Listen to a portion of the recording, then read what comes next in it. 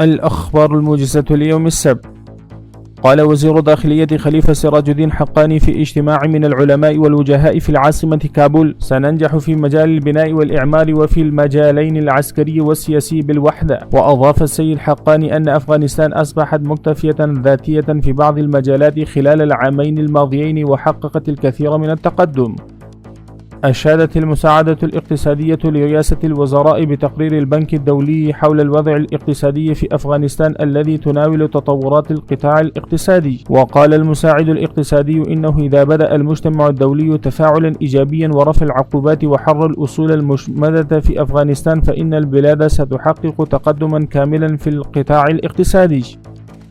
ورفضت وزارة الداخلية ادعاءات منظمة العفو الدولي بشأن تركيب كاميرات أمنية في كابول، وقالت إن الإمارة الإسلامية ملتزمة بحماية أمن وحقوق مواطنيها.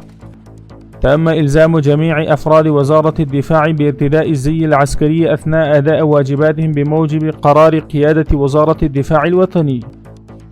حسب تصريحات وزارة المياه والطاقة خطط 411 مشروعا للسدود على مدى 5 سنوات وتم البدء في 137 مشروعا. رحب المواطنون بجهود الإمارة الإسلامية في رفع قيمة العملة الأفغانية مقابل العملات الأجنبية وحسن إدارة السياسات النقدية. تبرع الهلال الأحمر الأفغاني يوم الجمعة بمواد غذائية ل300 أسرة متضررة من الفيضانات في مقاطعة ميدان وردك.